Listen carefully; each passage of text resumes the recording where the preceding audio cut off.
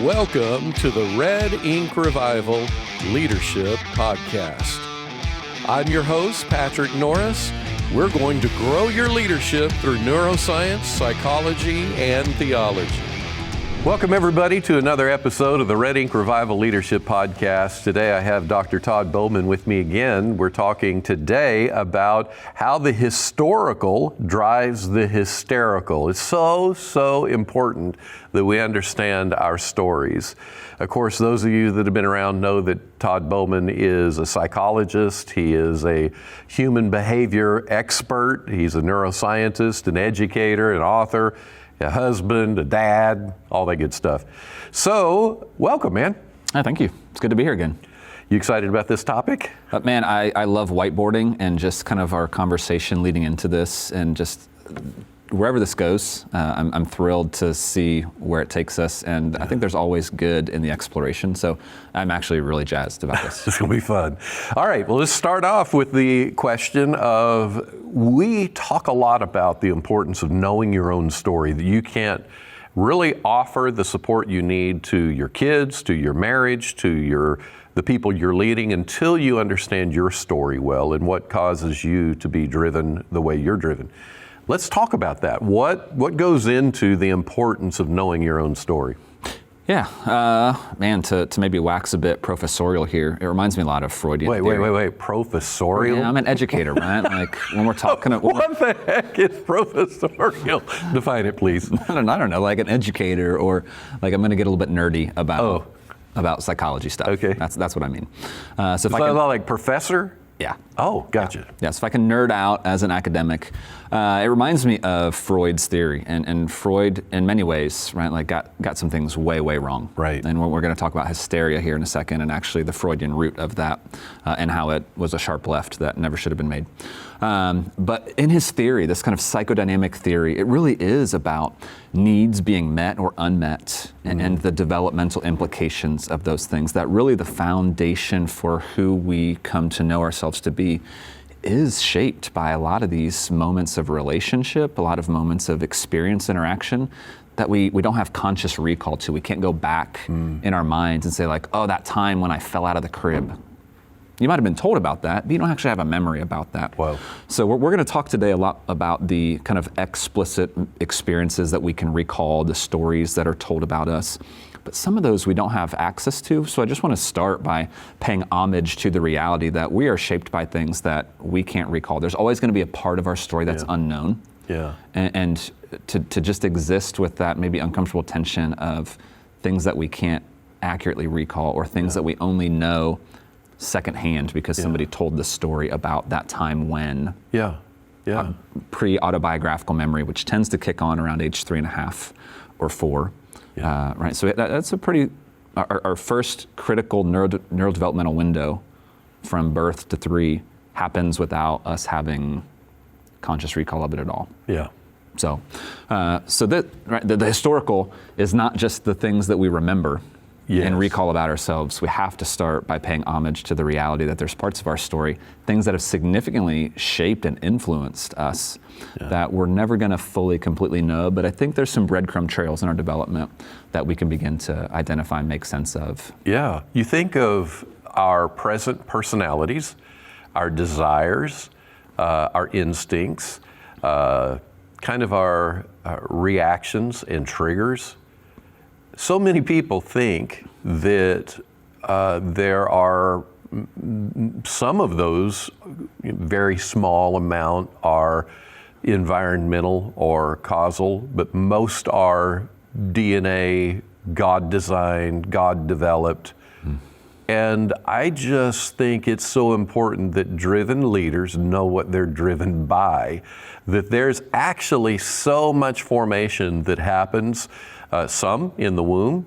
There's some things that are even go back to your parents and grandparents, four generations back, that they created habits in their lives that then when the next generation came along, it was inherited through, based on the way the brain was managed. And then it moves all the way into, again, we know by research, epigenetics, that it hits 4 generations down. And biblically, we know that as well. So let's talk some about these areas of personality, these areas of desires. You know, even when we talk personality, like the DISC profile, DISC, or love language assessments, and you know, which one do you fall in, or any number of these things, enneagrams that today some people talk about. These are very causal. They're formed by virtue of experiences, and you used the word a minute ago, explicit. Can you just, you know, put it down in accessible terminology, you know, make us grade school kids, and tell us what explicit and implicit, what is that, and then help us understand even our desires. My favorite color is not hardwired. My favorite color came through social interactions. Yeah. So I'll start with that. Something like colors, right? Like that there's not some identifiable causal moment where lime green became your favorite color, or for me, royal blue. Yeah, yeah. Why royal blue? I have no idea. Yeah. Like, can I tell you why I think I did? Mine was blue. Okay. And it's because there's a part of my eye that has a blue tint to it. And when somebody told me that I was wearing a blue something, that it brought my eyes out, and they reinforced, and in the social dynamic, I was celebrated for liking blue, and people I cared about said, oh, my favorite color is blue. All of a sudden, I have an emotional energy around blue. So you have an explicit reinforcer of something that was implicit. Okay. Because you were using the blue crayon for a reason. Yeah. Right, what we don't know, this gets back to where we started, we don't know what we don't know about. Was there already an implicit draw for you because of temperament? Yeah. Right, because of personality? Well, what's implicit? Just explain implicit is the things that we can't explain. It's something that's more intuitive. Another word would be instinctual or reflexive. Gotcha. And they're just the things that we do that we can't explain. We don't know why. Yeah. Right, that there's obviously a causal chain that exists there. Yeah. But again, if it happens at various points in our development where there isn't autobiographical memory, yeah. Right? And like, I'll tell you a story about my middle kid. Graham has always been just driven, like implicit, right? Like we don't know where it comes from. Probably genetically someplace because I work pretty hard. But I mean, Patrick, like learning how to stand up, he stood at this shoebox for 3 hours as a pre-verbal child. Didn't know how to stand, was crawling and found this shoebox and like pushed up on it and stood up and then fell down and pushed up and stood up and then fell down for 3 hours. Like I gotta be honest, like part of the psychologist in me was impressed. The other part of the psychologist in me was like, dude, like that's a bit obsessive. Right? It was implicit. Like for him, there was just this motivation. Is it about being the second boy in my family and seeing my older son with more advanced motor skills and he needed to catch up? That would be something implicit. That's a driver that we're never gonna know. We can assume. Yeah. We can look at family system dynamics and birth order and say like, it's probable that he was striving for significance or striving for superiority, Alfred Adler. Right? Like he needed to be included. He needed to be able to do the same thing his brother did because that's been a driving story of his entire life. But in that moment, there's no way to know. Like there's just implicit motivation for him. Yeah. And then when he's learning, he's now walking and toddling around and he can't make it up and down the stairs the same way as everybody else. So what does he do? He spends a day, the better part again of 3 hours of like taking the first step up and then turning around and jumping down and turn right around and have his hand on the wall and he would step up and turn around and I'm thinking like, this is incredible. Yeah. Right? Like I don't have this kind of attentional focus to literally persist until he mastered it. And then he went up and down the stairs the rest of his life with no problem after that one day. Right? That's implicit, like that's instinctive. Something in him was driving that. Yeah, yeah. Right? Now, we shouldn't be surprised that at 11 years old, where we know temperament is not gonna change much after this for him. In fact, his hasn't varied much at all over time, right? Yep. He's driven, he's a hard worker, he's stubborn, right? Like, which is an endearing quality and a frustrating quality as a parent. Right. Right, but like I can see how that drive, persistence, motivation, like he carries it well, and it thickens his skin, and like he's capable of doing hard things in a different way than most other kids that I know. Not because he's special, but because there's some implicit thing that, as to your point about the color of your eyes and the color of your crayon, and there's social reinforcement, right? Like then we layer on the social reinforcement with academics and athletics and church even, right? That there's this endearingness that's been layered over this implicit part of him, and he has explicit now memory, explicit recall of these parts of himself that have existed long before he could actually remember it. Hey everybody, I want to slide right in and interrupt the conversation. I want to ask you to do us a huge favor. If you can go to wherever you get your podcast and review it. Give us a review and give us, 5 stars. It would be such a help to promote our show in Apple and in other places. Also, if you could like it and share it, if you watch it on YouTube, if you will comment about the joy or the thrill or the insights that you're gaining from it, I want you to know that every comment becomes a catalyst for somebody else. Again, it would be a huge favor to us if you'd do that for us. But now let's go right back into the conversation. It's a great explanation of implicit and explicit, very helpful. What I find even in ministry, and when I'm 16 years old, I turn a corner and just get lit on Jesus. Prior to that, I wanted to play college ball, and wildly enough, I wanted to play for UCLA and John Wooden because he was the best of the best. And then I thought, I want to hit NBA as well. And of course, you're in those years, 7th, 8th, 9th grade, that had been my dream. And then when I'm a sophomore, I felt this real contesting by the Lord. I had just been in some revival environments, and I felt like I came to an awareness that this dream of playing basketball was going to meet needs in me that were idolatrous. And it wasn't something that I felt condemned or judged. It felt like the Lord was saying to me, I got so much more for you. And so I abdicated all of that. I literally said, God, I know basketball has been my little g God. And I want you to know, I'm thrilled that I get to play. I'm thrilled that I get to do what I do, but I'm turning my life fully over to you. Well, the freedom that I experienced, and it was experiential with the Lord.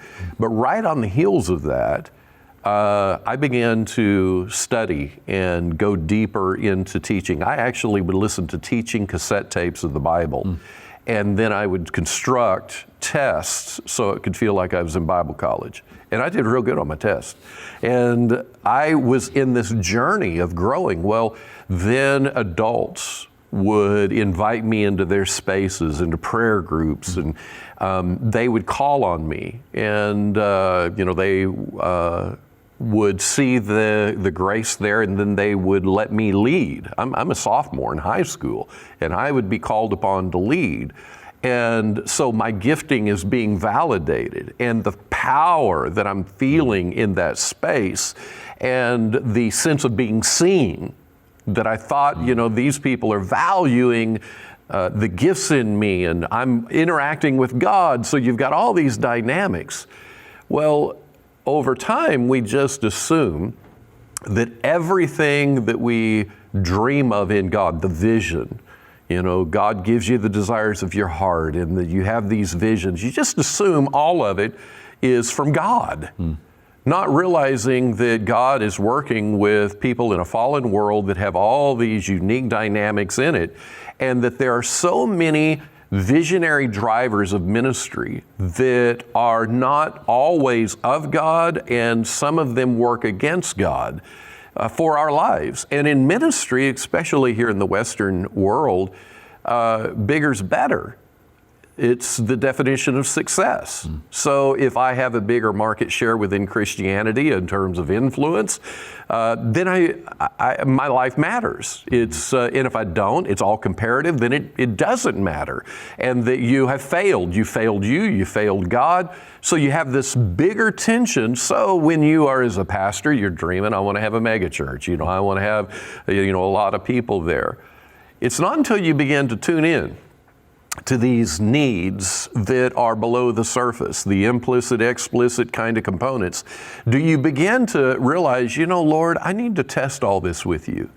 Test as in, God, these dreams, like for me today, which I've done a lot of work on, is around Red Ink Revival and where it may go. I have no pressure for this whole ministry to do anything beyond what this is right here. I love it. I get to do it right here. I do believe that there is an assignment on my life. I believe that it's critical, it's important.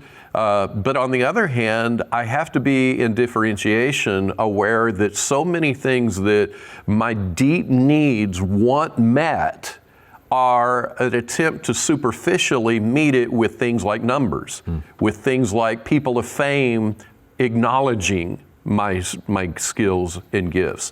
Why I'm saying all of that again is, what are driven leaders driven by? That we often never slow down to know what we're talking about here, even in the context of God. Is this a God thing or is it not a God thing? And I mean, it spins in a lot of areas. I mean, my background of charismatic, Pentecostal, gifts of the Spirit, miracle ministry, I've watched people who I believe, this is my experience, so I'm not trying to judge anybody, but it's my experience that there are some people who want so desperately for their ministry to be validated with miracles because of all the unmet social need inside of them, that if they can get that, they feel like they finally have outrun the torment and the inner narratives that have continually created problems for them. And now they're valid. And this really, and it's like, wait. And then in any evangelical tradition, if I can get a number of people more than everybody else, one to the Lord. So if I could ever be Billy Graham and win a bunch to the Lord, then that's what validates me. And it's like, we're no longer being driven by the freedom we have in Christ, that we get to partner with Him and go do fun stuff. That's a healthy perspective, but we're chasing accomplishment and trophies in the name of God so that we can feel good about ourselves, which that day can never possibly come. Yeah. So, yeah, I mean, like once you taste that sweet nectar, it recalibrates your floor for understanding success or significance, or right, and then each thing that grows recalibrates the bar, the floor, and it's almost like tolerance and addiction, right? Like you need more and more. Yes. Of the same thing or more intense experience for it to count as good enough or serve the function that it intends to serve. So amazing. So, because it's got a front of spirituality. Right. And yet it's not healthy spirituality. And it discounts, right? Like, so today in my devotions, I was reading the first part of Jonah, the book of Jonah, and like that's a one-off. Yeah. Like he's called to one specific thing and he goes and does it, and like he wasn't called to then go and it took 3 days to walk across Nineveh nonstop. 3 days is what Scripture says to get from gate to gate. Yeah. It's a huge city. Like there's no way ministerially in the ancient world you're going to go to a bigger city and save the whole thing, right? Like call them all to repentance. So sometimes it might be incredible things we're called to, but if implicitly, right, we're driven by this belief and we don't know where it comes from that says more is better, or I don't know, sometimes the implicit things though are the things that we are unwilling to acknowledge. They're not implicit because they were forged in a time where we have no recall. They're implicit because we tuck them away and we don't want to address them. Interesting. Explore that just a little bit. Yeah, well, a huge driver for me as a psychotherapist and professional is moving things from implicit to explicit, meaning how do we take things that you're unwilling to acknowledge about yourself, unwilling to touch or tap into. It reminds me of when Paul writes, do not handle, do not taste, do not touch. Yeah. Like we almost kind of use that rationale, like, well, I don't like this part of myself, so clearly Jesus wants me to leave this tucked away in the dark, which is counterintuitive to our theology, right? Like Paul would say, like, bring things from the darkness to the light. My clinical language is make things that are implicit, explicit. It's the same. They're synonymous. That's interesting. Right? That sometimes the light that we're talking about scripturally isn't like take your immoral things and make them moral. Yeah. Right? Like if we exegete this passage, this idea from Paul in light of neuroscience, right? Like we know that the brain literally lights up on fMRIs and SPECT scans when right, we start thinking about something. So maybe the darkness is about moving things that we're unwilling to confront in ourselves or unwilling to acknowledge about ourselves. If we bring those into self-awareness, it's the same process of bringing something from darkness into light. Yeah. And we allow ourselves to handle it and to identify what happened here. What is this part of my story? Why do I do what I do? I get that question a lot as a psychologist. Why do people do the things they do? Yeah. Right? Like, well, whoever can answer that question authoritatively, right? Like it varies. That's the beauty and the headache of our human experience, where we don't always know why we do the things that we do. And yet, like our theological framework would invite us to identify those things that are problematic, identify those things that are troublesome, instead of trying to like sever them, to integrate them, to say like, okay, like in the context of pastoral counseling or spiritual direction or work with a therapist, I'm gonna take these things that I've let stay buried, or things that I just have no idea where that came from, but I need to know, like I want to know why I do the things that I do.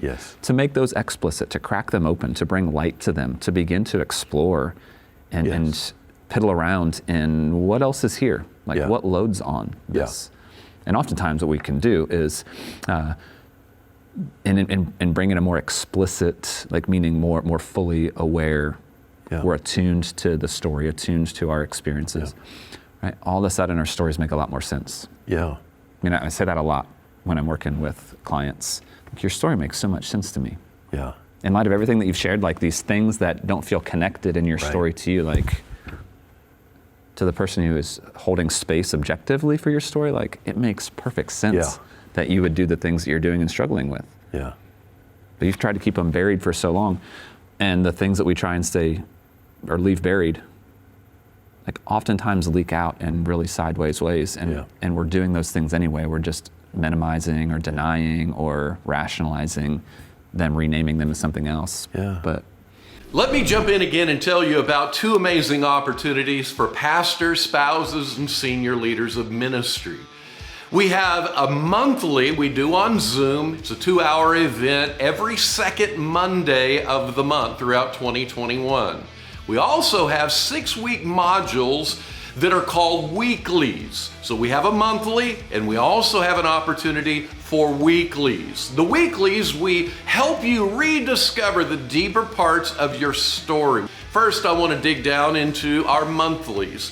We gather with Dr. Todd Bowman, who's a psychologist, neurobiologist, is on many of our podcasts. And then we have usually a guest who is a tenured minister, a strategist. And we, for 2 hours, will have 20 to 30 plus different people who are gathered together. We collaborate, and you set the topic.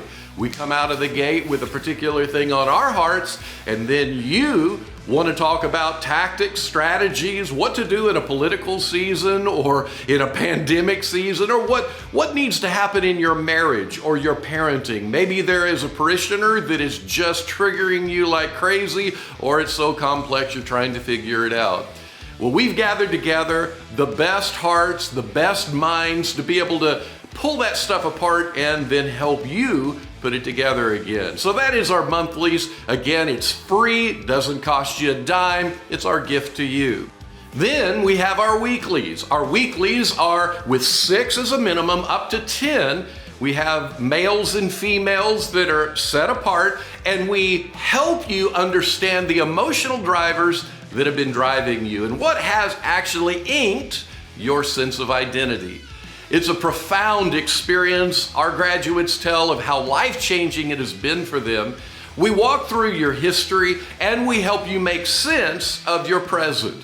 We believe that God wants to expose roots that are actually behind our behaviors. It's an amazing discovery time to really rediscover you. We help you redeem life, and we help you re-dream ministry. We would love for you to be a part of it. Normally, I get $150 for coaching, $150 an hour. This whole program for 6 weeks in Mod 1 would be valued at around $900 of work. And yet, it is my gift to you. I would be honored to walk the journey and to go heart and heart and hand in hand with you. Both the monthlies and the weeklies are featured on Zoom, so wherever you are in the world, it actually is something you can do. Invite your pastor and ministry friends to jump on with you, and let's have a revival. All you have to do is go to redinkrevival.com for either the monthly or the weekly. Red Ink, REDINK, revival.com. Be sure to register, and I can't wait to see you at both.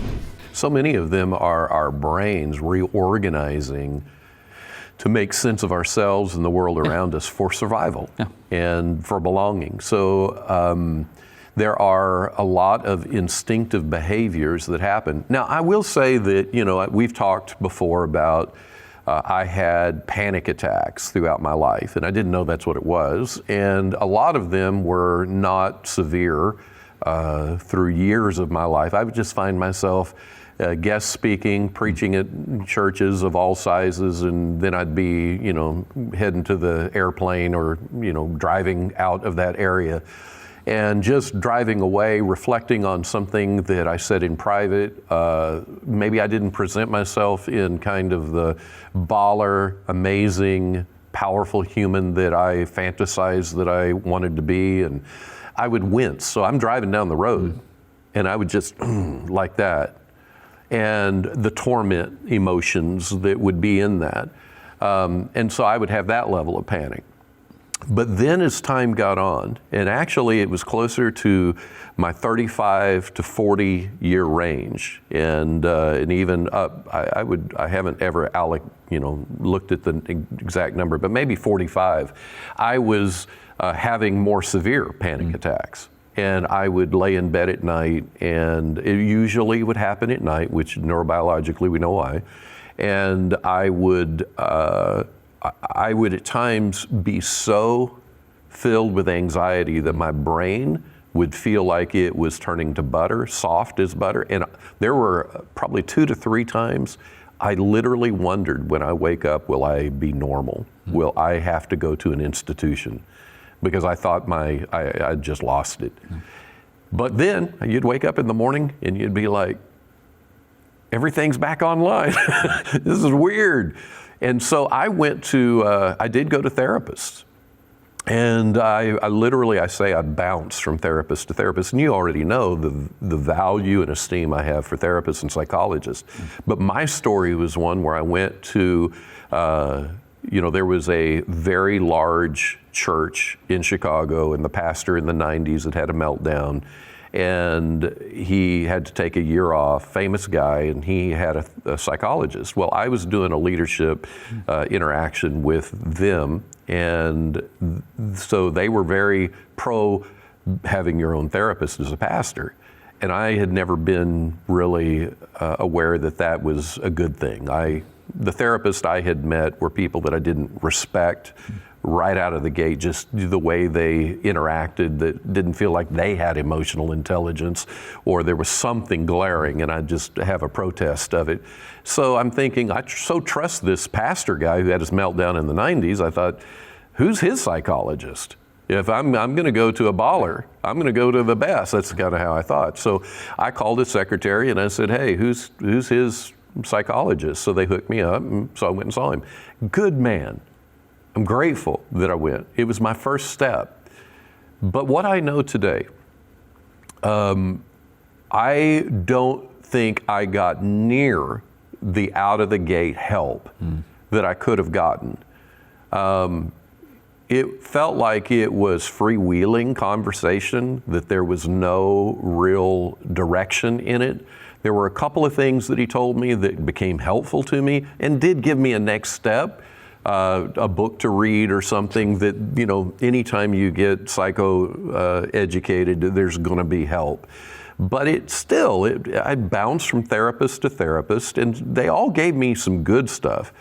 But when I was put into the certification program with ITAP, the International Institute of Trauma and Addiction Professionals, and I became certified, the program of about 140 hours, I suppose, the program gave me insight to why everybody does what they do in a categorical way. A minute ago when you were talking about it, you were looking more in the microscopic way. But I began to understand, for me, that you have, biblically, everything begins in the heart.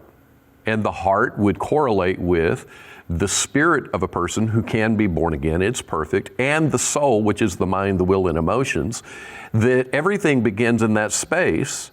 And then you have to deal with, how did you come to get your core beliefs to what they are today, or your emotional beliefs, that there is this traumatic profile, this grief, loss, and sorrow that you have engaged on a social level or some kind of survival level. Maybe you were in a car wreck or an accident. Maybe somebody like a parent or grandparent died through an accident or a natural disaster. All of those kind of things develop an emotional core belief. And of course, we talk about it biblically to believe with the heart, or heart belief. But heart belief is not a religious thing. It is where you believe it so that it's integrated into your spirit and soul, and you emotionally now are congruent with that value that you have that now compels a manner of life.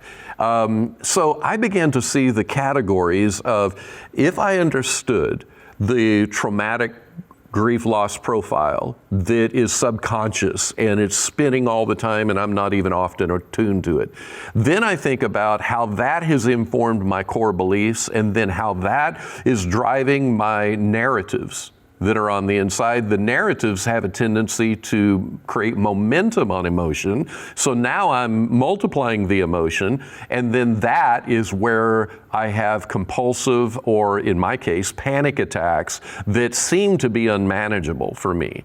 All of that, and I can say with a lot of gratefulness to God and the knowledge of things we're talking about, that I haven't had a panic attack in years. And a lot of years. And if I ever begin to notice it, like this past summer, or what would it have been, October, September area, I was at the beach when the hurricane hit Gulf Shores. Right on the beach, encountered a Cat 3 hurricane.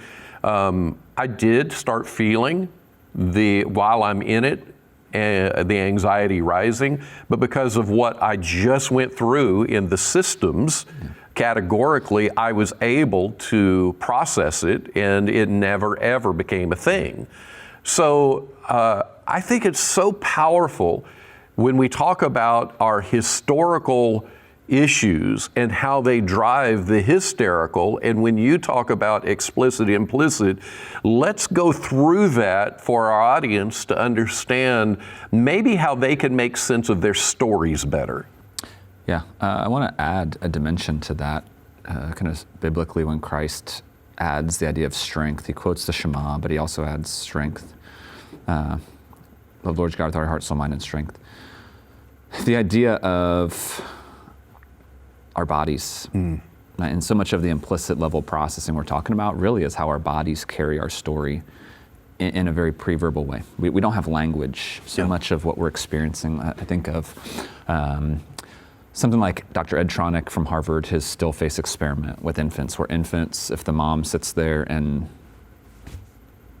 is emotionless and just her face is flat, her affect is blunt, within 2 minutes, a pre-verbal infant who can't use language to query or question what's going on, their body feels the strain of that.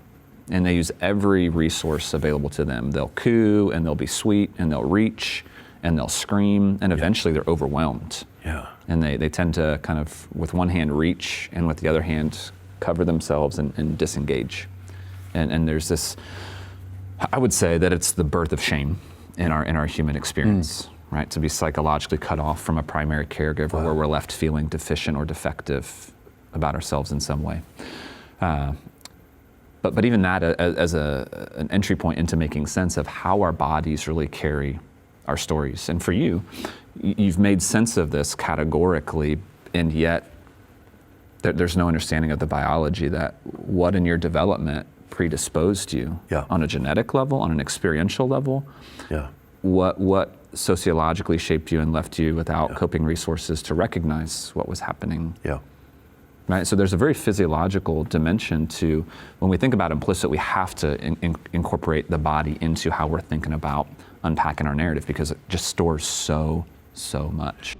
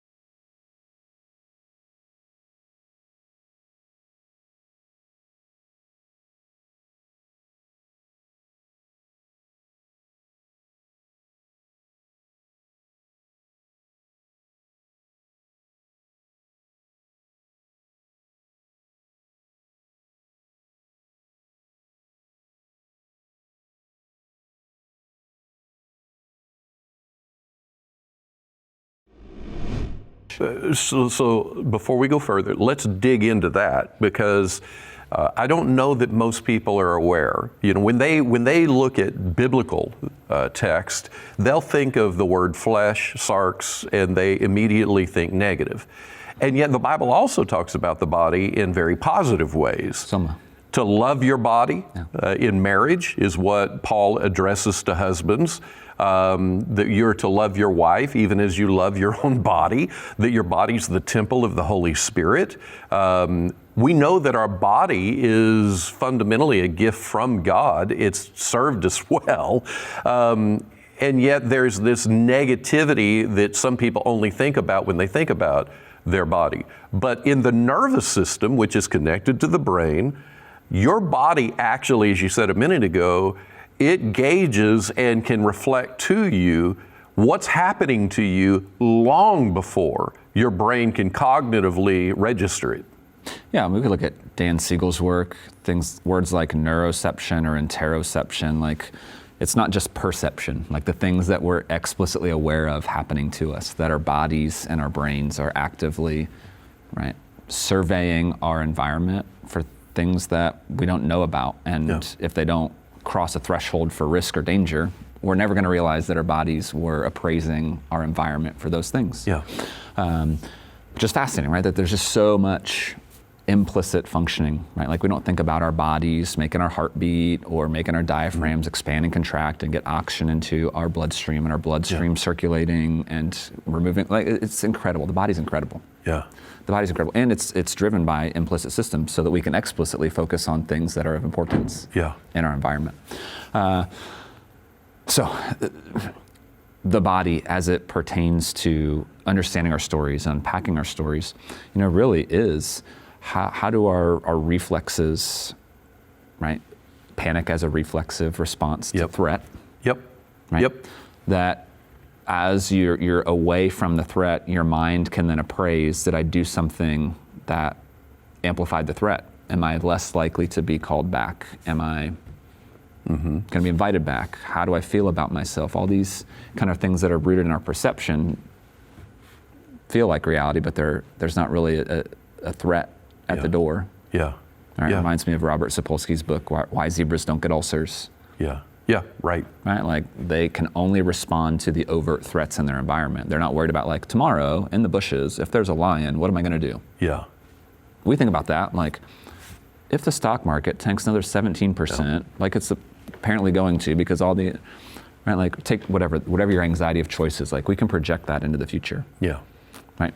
But it's this interplay of like, what's the story our body is carrying, and is that awakened by some situational perceptive threat or actual threat? And then our bodies reflexively respond. Yeah. Right? Social anxiety does the same thing. Panic disorder does the same thing. PTSD does the same thing. And this is before you even have a chance to notice it's happening. Absolutely.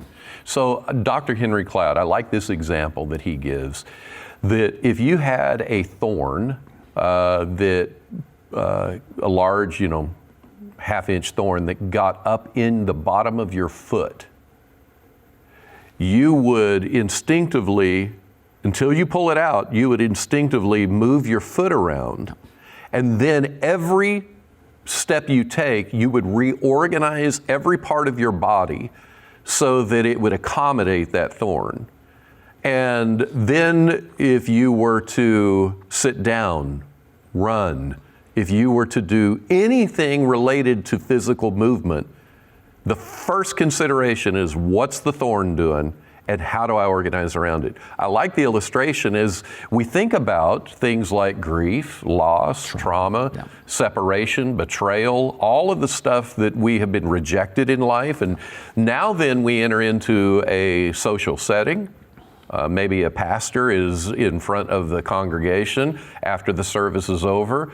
They are like me, they're judging how they preached or a comment they made in private. And what they're doing is they're reorganizing around a thorn that was put in them all the way back, probably in their childhood, for which that was my case. Yeah, at that point it becomes nerve damage. Right, like there's not a thorn there anymore, but if the nerve has been impacted, like I reorganize around the fear of the nerve being plucked and the pain that I could re-experience, even without a thorn being put back in my foot. Wow. Yeah. So it gets in, we're kind of in this neurological space looking at trauma and grief and loss.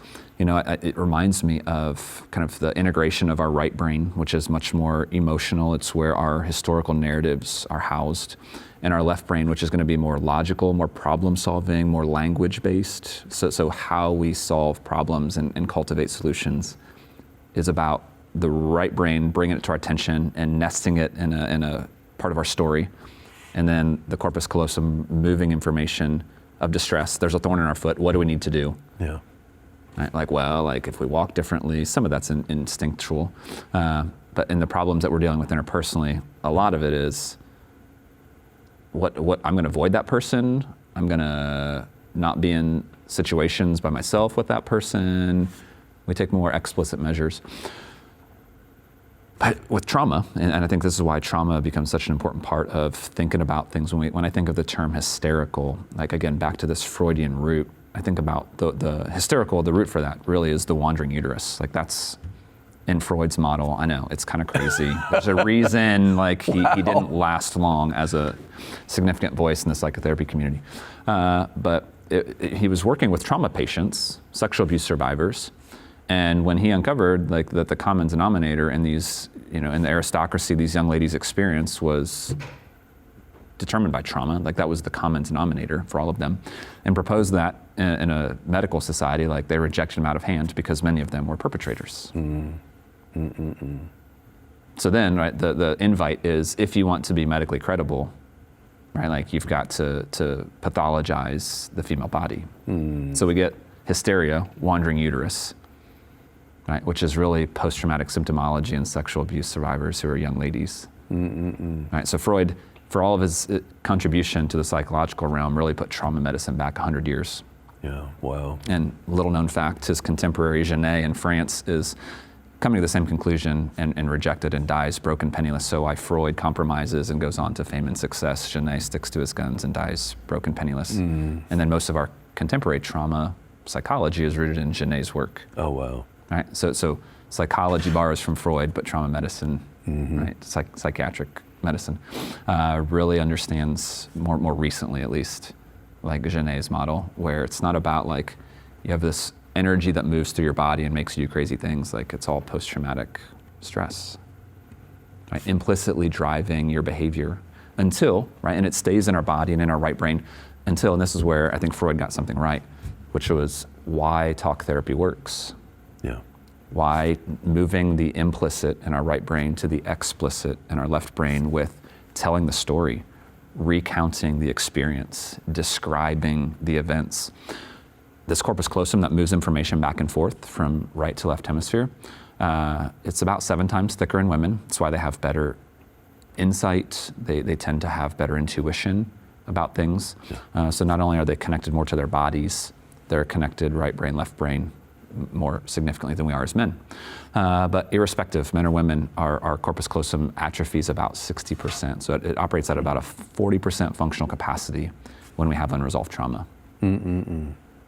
Which means we can't use the solutions, we can't language and logic our way out of the intensity of pain and emotional upheaval that's happened in trauma. Yeah. Right? So here we are, right? Like left with all these implicit experiences that can be awakened, right? When we're out someplace, right? If there's enough of a triggering moment. For you, maybe the triggering moment was when I feel vulnerable because I made a misstep or misspoke. Yep. And I didn't recognize it in the moment, but when I replay the tape in my head, ooh, and I cringe, and like here comes the anxiety. Like there's a biological cue, right? Whoosh, that gives permission to the anxiety because you're trying to resolve it. Yeah. But like we're created for connection. Yeah. And for you, your story is one of like, my body is, as I get back in my body, right? Like as you're in your head preaching, right? But as you slow down and you're replaying the tape, there's room for your body to finally integrate. And your body's like, dude, and you're like, oh, and like here comes the panic. Yeah. But that would be different if you drove everywhere with someone who was a nurturing,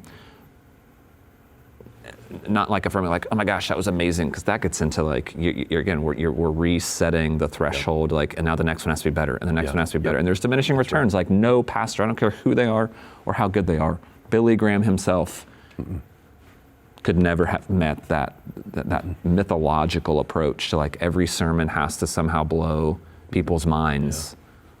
There's only so much scripture. There's only so much capacity for human insight and divinely inspired human insight that we can come to. Right, but when I say someone there, not someone there to protect you from your anxiety and assuage it in an unhealthy way, but someone could say, tell me about it. Like, what do you wish you could have said? Man, like I wish I could have said, and your anxiety would have, boop, dissipated and almost gone. And met you with empathy. Absolutely. So the empathy, the energy that is in the relational empathy, where somebody's not judging you, or they are, because sometimes when you share something, if somebody looks at you and they try to fix it, or they simply identify your state, and you feel like that now there's something wrong with this sense of my state, I shouldn't be in this state, that actually increases the anxiety. But if somebody's able to do what you just said with empathy and hear you and see you, and then what you're talking about, building that neuro pathway to strengthen it. Yeah, we borrow from the other, right? That's what empathy does. It allows us to borrow the executive functions is our clinical term, right? Like the capacities of another person. So you and I are driving. You went and preached, and you're 18, 19 years old, and let's say someone with my energy and presence was with you, and ask the question, man, like I feel your anxiety rising, like that is, I know, painful for you, like it took you back someplace in your story.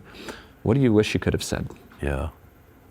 What would you have done differently? Yeah. And allowed you to create, right? Like we see trauma treatment right now. I mean, they're doing amazing things with video games in trauma treatment, specifically for veterans who have had combat-related trauma, where they put them back in a simulated environment with a video game. Wow. And allow them to create a new neural pathway of maneuvering differently.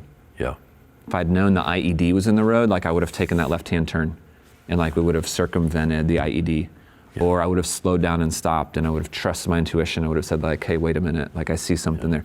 Wherever their trauma is rooted, it's about going back into that space and giving them competing experience, competing neural pathways. Yeah.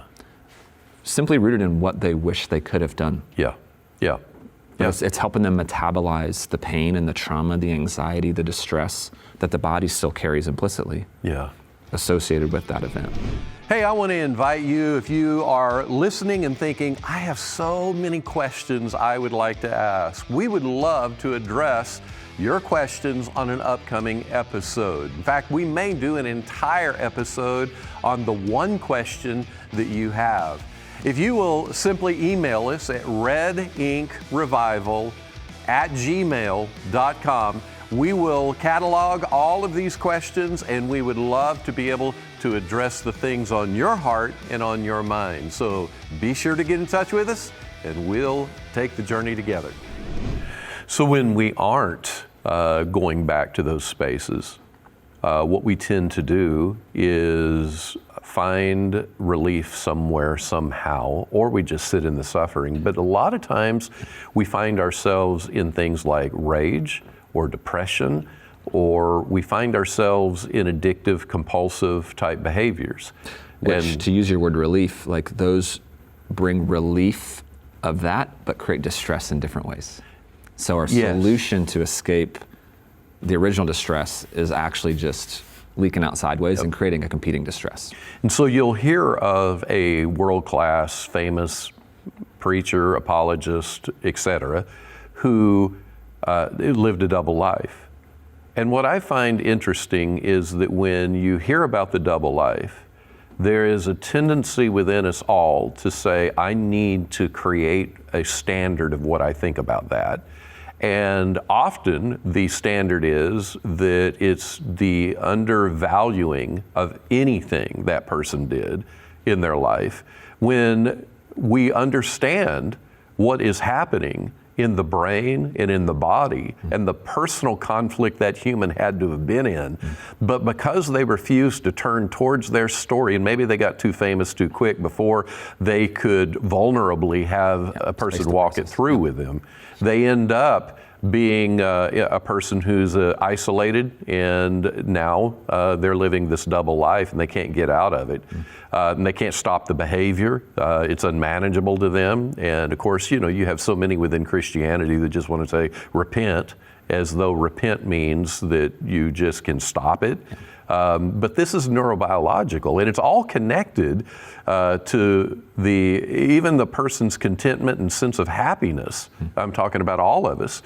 It's so back to where our story is. Hebrews 12:15, such a great scripture about how that the roots of bitterness, these grief, loss, traumatic moments, these roots of bitterness, they will spring up. So you're not expecting them. They happen when you least are aware that it's going to happen. They spring up and they trouble, they excite, they annoy is the Greek words. They create for you an emotional anxiety. They trouble you, and then ultimately they defile. And the word defile is a word in the Greek that means to ink. It's the idea that we could use in modern days of tattoo. It's an identity, emotional identity that a person takes. So it's not until we go back and look at those roots and let the Holy Spirit help us make sense of them. So in panic attacks for me, what you went through that story, I'm thinking about dots that would have been connected there. And that is that when I'm, as early as I can remember, I have some relationships in my life that, it's confusing because they're people that I love as high as a human can love a human. It's somebody that I trust, like I want this is a part of my life and network and connection. But in the early years, if I ever, because there is power positions in the family system, and if I ever say anything that is off or do anything that is off, it will be exploited. And I'm always in an instinctive survival state around that. Socially, I remember one time just, feeling like you're in a safe space and you have two people in front of you that you care about being in the in group, and you already are at odds. You've got to garner the favor of the one person to be able to get the tribe. And this person happens to be in my family, right? And so I remember one time we're standing there and I'm like, I get to be a part of the group. And then I'm highlighted that I like Miracle Whip on a bologna sandwich. But I don't just like Miracle Whip. I'm now then being told in the group how that I like to spread it so thick and that I like a lot on my bologna sandwich. And in that, it causes me to think, you're an idiot, you're a fool, you are fat, because I was chubby, you're fat. And so the idea then, from then even to today, even though I've done a lot of work, is I'm aware that if I don't go into a scenario having all my T's crossed and I's dotted, people talk to me about how methodic and planned and thought through, and I look around corners, and in fact, I have what could feel like a gift to look around corners, like what's the next move of God going to be on the earth, in terms of the way the church movement. I've been able to see things before a lot of people see them, but is that implicit or explicit? Yeah. I believe that a lot of what I see is not so much a gift as it was developed out of survival, that I can't go into any scenario without having everything taken care of. And when I just the other day looked at my original bank deck proposal to get the loan on this building. And I walk in with what is 23 pages of information, so that again, I couldn't go into it, and I over-prepare. There's perfectionism there. What is all that? Well, again, it goes back to the drivers that drive me from the thorn that was in my foot. So I appreciate even how you set that up so I could talk about it, but I think every one of us know that there are things like that that are driving us. So let's go further into the brain. Because I know for me, when I first started hearing about, let's talk about the inner child, the wounded inner child. And I would be like, this is just psycho voodoo, man. This is the weirdest, crazy inner child. And then I would hear about some of the things that psychologists would write about, and I would question, what's the veracity? How valid is this stuff? And the neuroscience stamped it for me. And even today, when I teach and preach the Bible, people sometimes will question, why do you feel the need to give neuroscience? It's because there's so much bad theology that if somebody just had a fraction of understanding how God designed the brain, you would look at that text in a different way.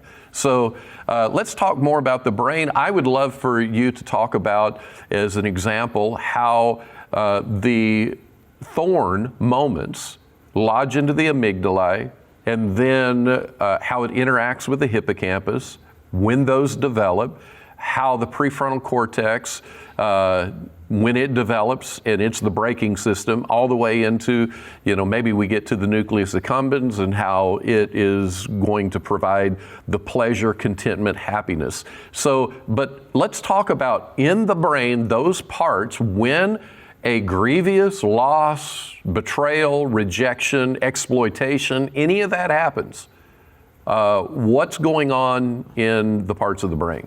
Yeah, so kind of generally speaking, our brain's primary function is threat detection. That's why the amygdala are so imperative, right? That it's about survival. Yeah. You know, the brainstem keeps our heart pumping and digestion going, and we don't have to think about it. But after that, right, survival, we have to detect the threats. What are the things that hold the most danger, potential for danger? So when we experience things that are wounding, right? Could be unkind words, could be physical threats, bullying, physical violence, sexual violence, anything in that realm. Our experience, right? Like our bodies, right? We have adrenaline that's typically being dumped in that space, which the longer I do this as a neuroscientist, the more harmony I see, like norepinephrine in our brains, adrenaline from our kidneys, our adrenal glands technically, but we feel it down in our kidney area. Right, like there's just this multiple systems that are collaborating to say like this is really significant. Yeah. Like there's an intensity to this that we need to attune you to. Yeah. And when there's an intensity, we're also opening, right? In the amygdala, you mentioned the hippocampi. Like we need to remember this because this could be really important. Yeah. Right. Why? Well, our neural circuitry we know tends to be wired around things that happen to us really early in life, things that happen really often or frequently. So there's the historicity effect paired with frequency. Yeah. Right. And then you have intensity, which can kind of override those or can really entrench those. Mm-hmm. Right. So the intensity of something really good can shift what's been bad historically or frequently reinforced. Right. Intensity can help us create new trails and like, whoa, I didn't realize this thing was so good. Yeah. Right? I thought it was really bad. I didn't like it. I experienced the badness of it early. But imagine if that thing that is bad, that was experienced early and reinforced often, and then is layered with great intensity. And like there, we've got a neural structure that is going to be pretty long term. Yeah. Doesn't mean we're stuck in it. It's not a rut that we can't ever escape. A theological aside, it makes me wonder when there's theologies that are really fatalistic, right? Where there's this belief that we're trapped in sin and every day we're going with word or thought or deed or all the above, we're just going to stay stuck here. That doesn't jive with what we know about the brain. Right. Right. So like there's a whole need to unpack some theologies with the discrepancy between what's held theologically and what's embedded in God's creation and God's design. But that's for another day.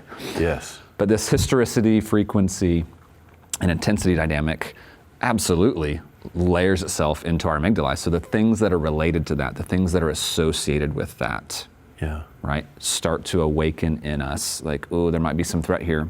Or, nope, there's definitely threat here. Like, what do we need to do to respond to the threat? Can I inject here the other side of not only the threats that are offensive and aggressive, but the threats that are passive, like nurture, where I have a deep emotional desire to be seen and loved as a baby. And if my need is not being addressed, my amygdala is going to capture that in what you said, repeated, and then over time the intensity is going to grow. And the idea of when I have a need, I'm not going to get my need met. Yeah. Even when I cry, or as you get older, if I'm the comedian, if I'm the successful athlete or whatever, that part of the brain is trying to make sense of when I want to be seen, nobody sees me. Yeah. It's the same thing. Yeah. So that's the amygdala. Yep. And the amygdala, when does it fully mature in terms of age? Oh man, well, we get into neuroplasticity. It's always kind of evolving based on our lived experience, but definitely early. I mean, it's in our midbrain. So right after our brain stem, kind of all the automatic functioning happens, like we're moving into the amygdala. So very, very early on. I mean, you see it in young kids, like the Moro reflex, the startle reflex. Yep. Right, where it's a reflex where kids' arms go out, which is kind of beautiful. Right. Because the implicit reaction that is, I make myself big so someone will catch me. Yeah. But it's just it's an instinctual startle response. Yeah. Right. That's rooted in early fear processing, early, right, threat detection. A loud sound, boom.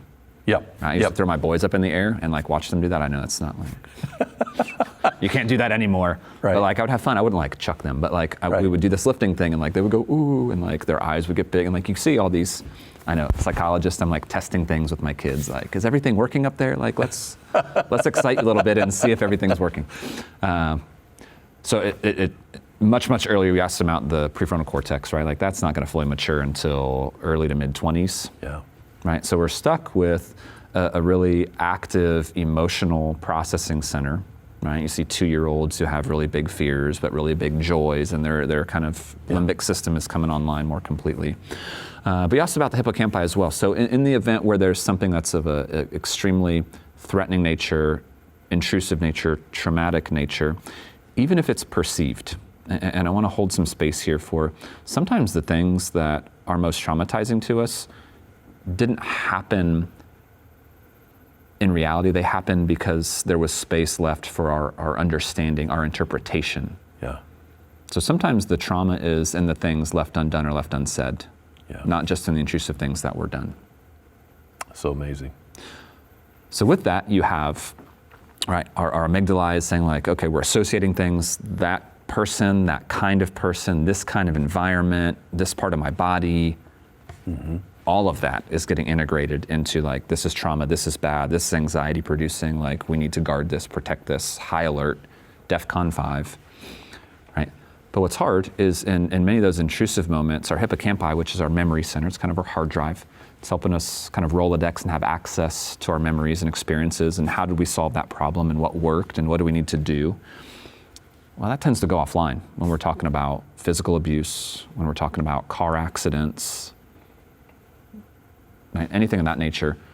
Our hippocampi is trying to record it and make sense of it, but when it's truly traumatizing, we don't know the A to B to C to D to E. We just know that we got to E, and when we started, we were at A, and then like, when we try and reverse engineer it, right? Because our right brain is giving information to our left brain.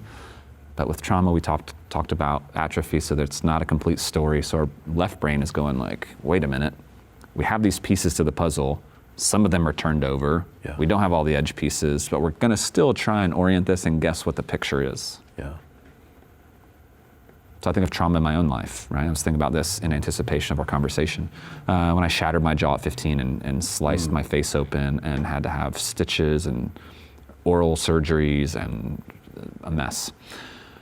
Right, like I can think of laying on the ground screaming, but I have so I have explicit recall of that. I don't have any recall of the impact on my face. I don't have really good, clear indication of who had the flashlight. We were playing flashlight tag and I ran between 2 cars, but the tailgate of a minivan was up and just face level, bam, dead sprint. So lips cut off, bleeding out, tongue severed 80% of the way off. My jaw is shattered, like I'm in a bad way. In that moment, I'm so myopic, like I can feel myself laying, screaming. I remember rolling over, I remember the blood pooling, but I don't remember like who shone the flashlight. I don't remember the car behind, right? Because there's between 2 cars. There's just things that I remember who was there, and my brain has worked really hard to go back and say, okay, like it had to be one of these people. Was it my sister that shone the flashlight? Was it one of our friends that was there at this family party? Wow. But I carry all this implicit experience. So as a basketball and baseball player, right, I was never the same. Like I would go up for a rebound and like, like kind of after a football player takes a big hit, we talk about alligator arms, like, like I'm not gonna go get laid out. Same thing for me going up for rebounds, right? Like I would go up, but like half-heartedly. Yeah. Always guarding my face, like worried about my face. Probably the best example of implicit kind of trauma response is playing baseball that summer after the accident. I had to have this big face mask, right? So like I didn't get beamed in the face with a ball to protect my jaw and all the work that was happening, the tissue that was healing. And somebody threw a curveball, started high, it was coming at my face.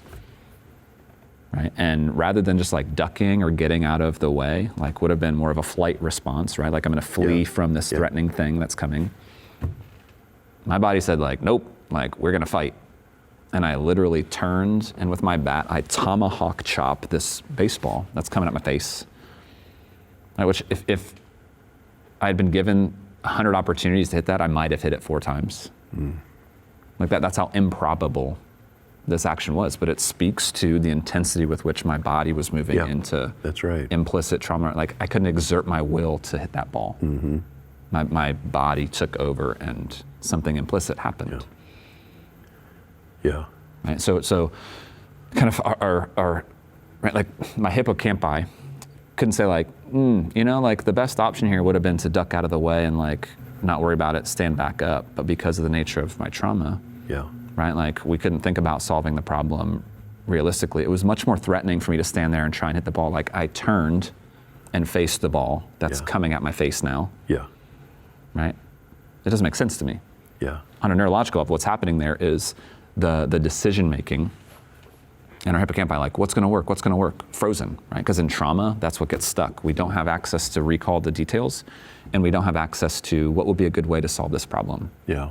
And when we talk about a freeze response in trauma, that's typically what we see as a freeze. Yeah. Right? Sometimes it's flight, sometimes it's fight, but a lot of times we see freeze with trauma, and it's kind of that the system appraises the threat, says danger, danger, danger, and we can't move. Yeah.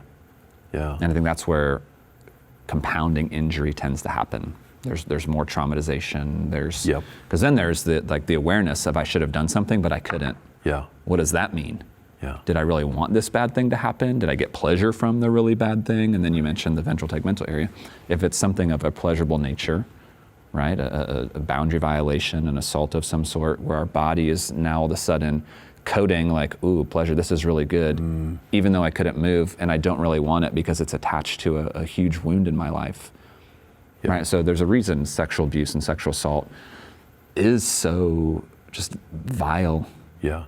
Because it doesn't just like, oh yeah, it's a physical thing that happened. Like, no. Like it's weaving its way into the deepest parts of our self-understanding and how our bodies implicitly make sense of our experience, our bodies, other people. Yeah. And it's so disorganizing and so damaging. Let me break in one more time and tell you about redinkrevival.com, REDINK revival.com, and sign up for our blog e-newsletter. Every month it'll hit your inbox, and in it we'll have not only a provocative blog post by me and some of our other professionals, but also we will share with you our events, our monthlies, our weeklies, all the details are there.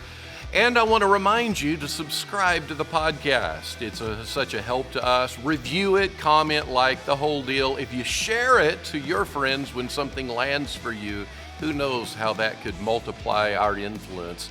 And it'd be a gift to us, and it'd be a gift to all your friends. I just want you to know I'm holding you in my heart. We're praying for you. We believe that 2021 is a year of supernatural increase. So when we think about how the historical drives the hysterical, we are in the brain looking at the different parts. The amygdala is capturing and releasing, catalyzing a lot of emotional things. And it's primarily developed at birth, but still there's more there. Then the hippocampus, which again is giving you the episodic memories associated with, but shuts down in trauma. It doesn't fully develop till around 15. Yeah. And then the prefrontal cortex, which is the rational kind of cognitive side of the brain, which acts as a braking system on the amygdala. It doesn't till you're up to 25 years old. That's why teenagers tend to do crazy risk, X game, whatever, jump off of a building and think it's fun kind of things, or drive 100 miles an hour, and they're not even skilled to do it. All of that is because of the brain and where it's developed and when it's developed. So what can happen is you can have these emotional memories in the amygdala that doesn't have context with the hippocampus and has never had any rational connection from the prefrontal cortex. So in therapy, when we help people learn their stories, so at Red Ink Revival, we have our once a month things for pastors, and then with pastors or pastors' wives, we have groups to help them make sense of their story. What we're doing by doing that is we are offering them a road build scenario between the different parts of their brain to reconnect and rebuild, so that the hippocampus, where it said, was that the best solution? What do you want to do in the future? You're no longer allowing yourself to be a victim to what happened. You're now living in the empowerment of, I want to think on a rational level what did happen, what could have happened, and what the threat risk is in the future. And that neural pathway being built helps you process out of this instinctive, like in my case, the panic attacks. It allows me to get out of that zone and to actually live with empowerment rather than victimization from all of my story behind. One of the things that happens for people is that when they think about going back into their story, they immediately experience a grief protest. They don't want to do it. A lot of the people that I work with in groups, they will report about 5 weeks in, this is the most amazing experience I've ever had in my life. And they'll say, but every week, it's the hardest thing I've ever done in my life. I hate it. I don't want to do it. But then I know that if I do it, it will be this experience that's the greatest experience of my life. And they just kind of sit in the middle of all of that. What would you say to somebody who is, thinking, gosh, I'd love to know more of my story, and we can help you with your story at Red Ink Revival. If you just get in touch with us, we'll get you connected, and we'd love to help walk that out. But what would you tell somebody who's like, I want to, but the emotional drain that's going to cause me, and what I hear, I didn't like doing it the first time. I don't want to do it the second time. Yeah. What would you say? Yeah, first I would really empathize with the reality that there's a reason that we've left it in the past. Mm-hmm. Whatever those stories are, there's a reason that we've left them there. And the function of our neurobiology at that point is it's been protective. Yeah. And in the immediacy of the moment, whatever the story is, whatever the injury is, whatever the wound is, like that was a necessity, was for us to give some temporal disengagement, to get far enough away time-wise from that, because it would have been overwhelming. Yeah. And our recall of it is that thing is so overwhelming that if I feel it, it's going to flood me. Well, that was true in the moment. Yeah. Like you didn't have the bandwidth, you didn't have the social support or the emotional regulation to really crack open that story and metabolize it in a way that helped resolve it. Yeah. And when that's kind of the blessing of time, right? We have language, colloquialisms like time heals all wounds. Right. Like, not passively. Right, yeah. Like when I cut my arm open this past summer, I showed you some of those pictures. That was a lovely trip to the ER. Right. Right? Like, time healed that wound, but it took some sutures, and it took a skilled hand, and it took some cleaning of the wound, and it took time, obviously.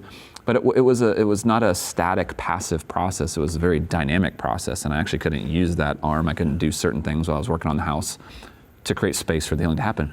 So we have to think of it much more dynamically, much more actively, rather than like if I just passively allow time. If that was true, you wouldn't feel the amplification of emotional energy around that thing as you start leaning into talking about it. Yeah, yeah. So time is an insufficient variable. Yeah. We have to identify that for the half-truth that it is. Time is a critical variable in the equation of healing, but it's not exclusive. It's not by itself a sufficient variable. So good. How it's helpful is when we talk about temporal integration, that kind of the last domain of integration in my mind is being able to go back in time and kind of move through time in our stories. Yeah. And when we're grounded, when we're in healthy relationship, where there's trust and safety and vulnerability, it's much easier for us to go back into those spaces. Yeah. Is there still emotional activation, shame and pain and traumatic re-experiencing, grief? Can be, yeah. Yeah. Yeah, and there's an anxiety around feeling those things in ourselves again? Yeah. Absolutely. Yeah. And, right, like the best indicator that it's not resolved is that you can't go back so and talk about it without feeling it. Yeah. Yeah. Without being paralyzed by it or overwhelmed or flooded by it. Yeah. Yeah. So I would say to the individual who's like, man, I would love to do that, but like I'm too paralyzed. How long has it been?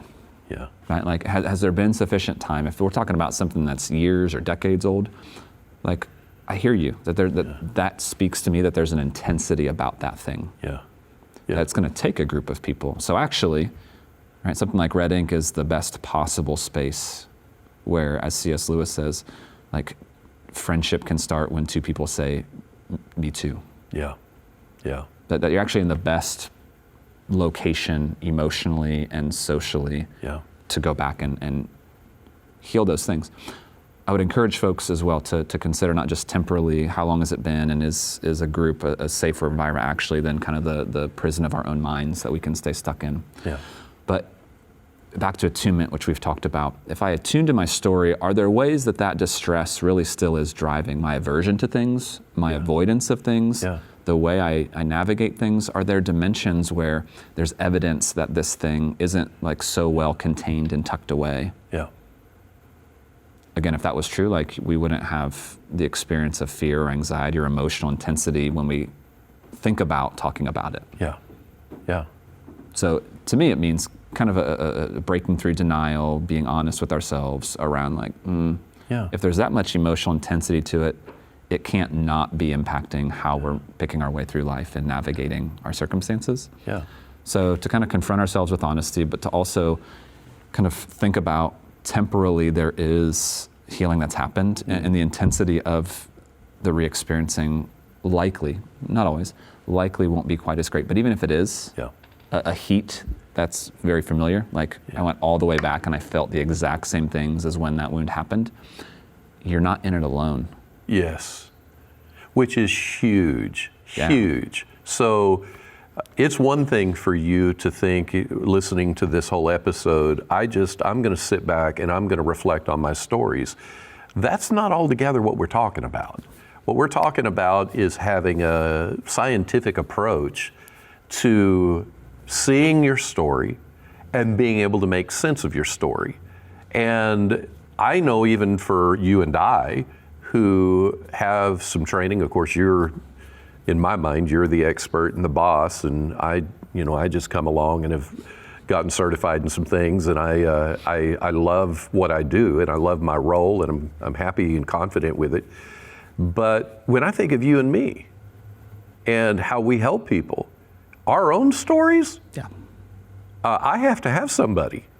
I have to have an outside expert to check the wrong interpretations that I have of myself that I had no idea that was wrong. I thought maybe in some things, I thought I was being virtuous.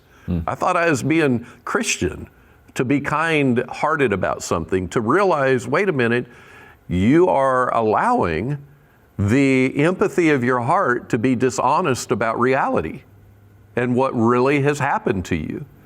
And I'm like, oh my gosh. Well, when you are allowed to then let them take that and what you said earlier, use that phrase, well, your story makes sense as to why you are struggling here. And what we're talking about is everything. We're talking about the way that you approach sex, what you like in sex. What we're talking about is the way you approach money. So a husband and a wife, the husband's a spendthrift and the wife is highly structured.